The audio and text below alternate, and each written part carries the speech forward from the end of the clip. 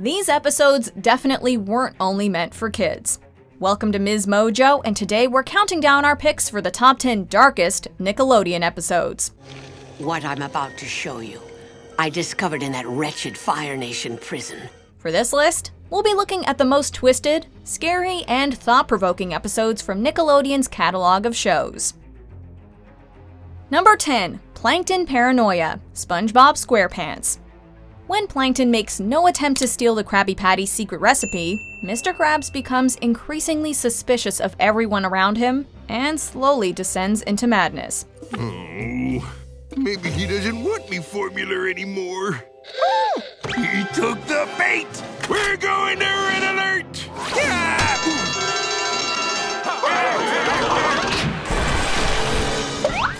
He even goes so far as to ban paying customers from the restaurant and filling patties with dangerous objects. Trying to sneak a Krabby Patty to Plankton, eh? Oh, Eugene, it's just a to-go order. Oh, but well, from now on, all patties are to be eaten on the premises! The episode ends in good fun, with a party to celebrate the one-year anniversary of when Plankton first attempted to steal the secret recipe. Oh, I shouldn't have suspected you, SpongeBob. Whew, won't need these anymore. However, watching Mr. Krabs' mental state erode to the point where his every thought is of Plankton is pretty concerning, and it reminds viewers of the mentally consuming nature of perpetual competition. Number 9. Chuckies' Wonderful Life, Rugrats. Based on the classic Christmas movie It's a Wonderful Life, this episode delves into Chucky's mind as a guardian angel shows him what the world would be like had he not been born. Hi! Who are you? I'm your guardian angel. I was sent here to make sure you don't do anything dumb. Really? Yeah! Then where was you the time I got my tongue stuck on that ice cube? Well... Chucky, who initially believes that he's unwelcome at home, soon realizes how disastrous his family would be without him, and how much his family really treasures him. Oh, stop! Stop, you guys! Hello? Anybody home? I can't hear you, remember? This episode has wholesome undertones, but Chucky's initial feelings of worthlessness and dejection indicate a sad truth that many do not know they're loved and appreciated by those around them. Thankfully, Chucky is ultimately reunited with his family. Aw, you guys didn't have to. We wanted to, Chucky. You're a friend. Number 8. Ghost Bride, Hey Arnold. Nothing good can come from wandering around a cemetery late at night, but things get exceptionally spooky when Gerald tells his friends the tale of the murderous Ghost Bride. It all started 80 years ago, back in the Middle Ages. A beautiful young woman who was very, very much in love with her fiancé was counting the days until they were to be married. Her fondest dream was that they would always love each other and live happily ever after. The gang uses this story to prank each other, first with Helga pretending to be the Ghost Bride, and then with Curly pretending to be her.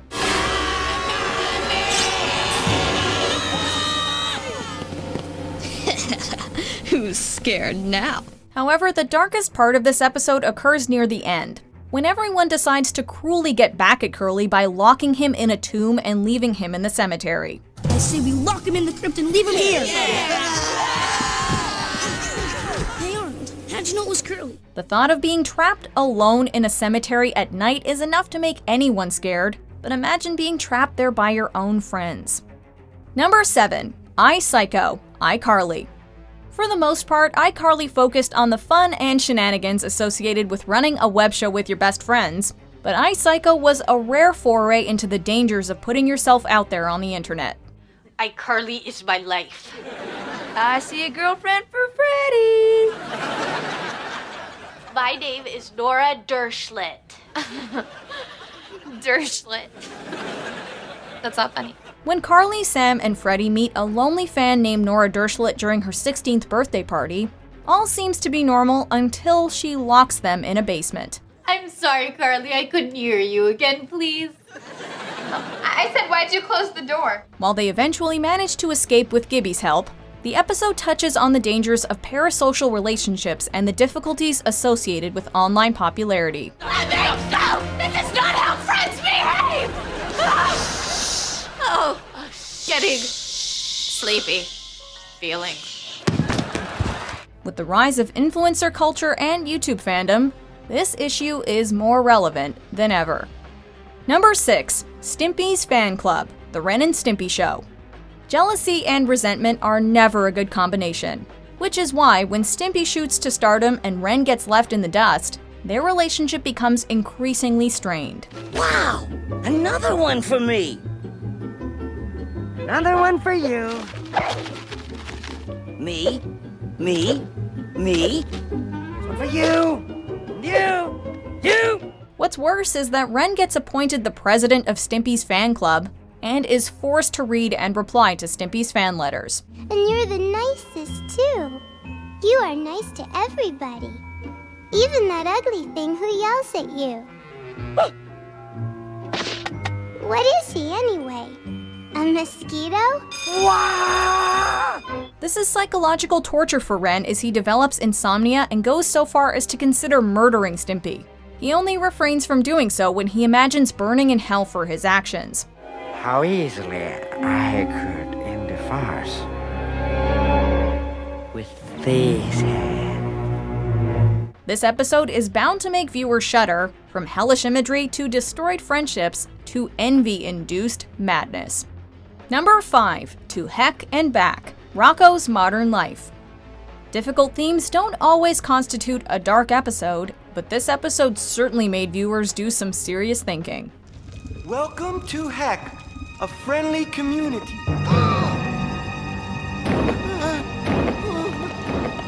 When Heifer chokes on a chicken bone, he falls down to Heck, where he's greeted by a Reaper-like figure named Peaches.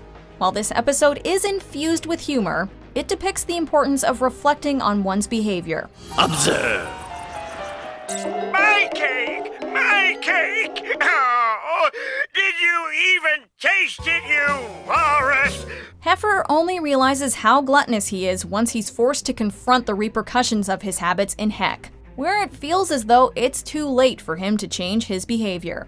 Thankfully, Heifer realizes that Heck was just a dream and that he still has time to rectify his gluttony. Oh, jeez. What a nightmare. Maybe I should lay off the exercise for a while. Number 4. The Ultimate Enemy, Danny Phantom. When you think of your worst enemy, who do you think of? Actually, that was me. And you, eventually. Sam and Tucker. It's been a while. 10 years to be accurate. In this episode, Danny discovers that he may be both his own and society's greatest enemy when he sees a glimpse into his future. It doesn't matter if I go back in time or not. I'll never turn into you. Never! Of course you will. It's only a matter of time. Danny learns that his future self is a menace who not only wreaks havoc on strangers, but also on his loved ones. This episode taps into a fear that many of us have, in which we worry about what we may become, and whether or not succumbing to the worst version of ourselves is inevitable. I can't go ghost! No!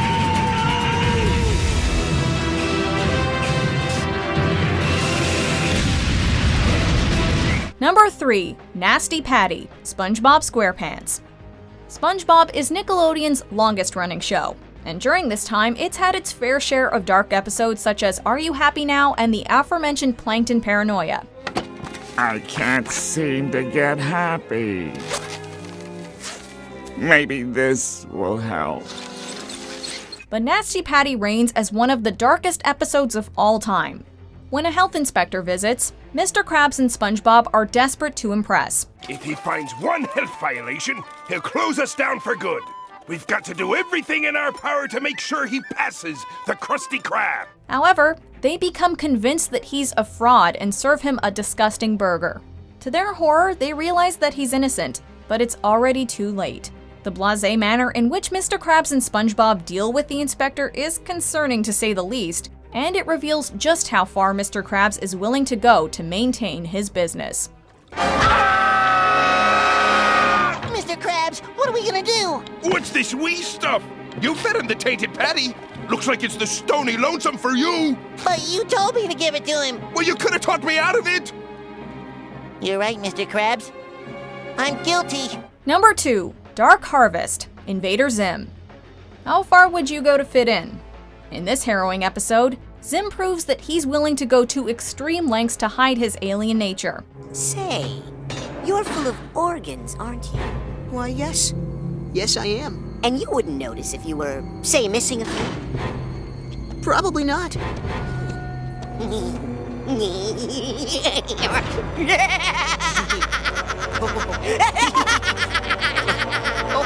He does so by harvesting his classmates' organs and replacing them with various objects in order to appear more human. The act of harvesting children's organs is horrifying enough, but the casual manner in which Zim steals his classmates' organs makes the whole ordeal even more upsetting. Your stupid plan won't work, Zim. You'll never pull this off. You speak craziness, Earth Boy. More organs means more human. It will work.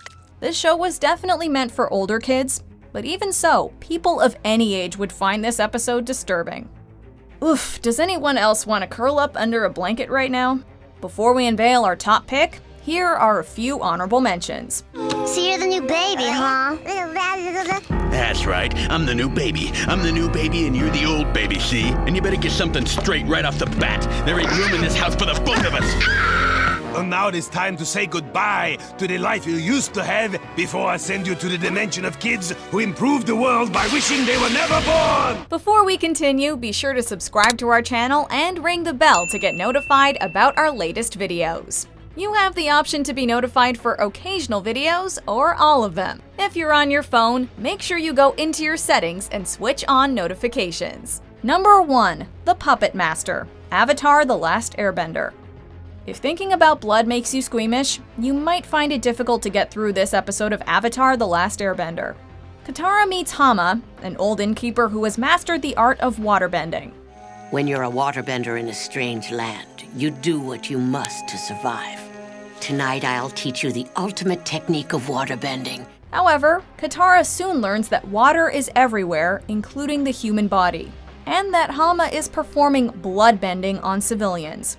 She seems like a normal old woman, but she controls people like some dark puppet master. Hama! Yes, the innkeeper. Katara is eventually forced to use bloodbending herself, as it's the only way to defeat Hama and save her friends.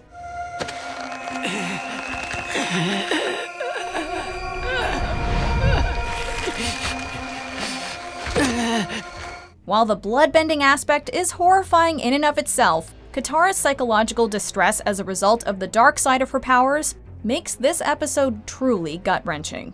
Congratulations, Katara. You're a bloodbender.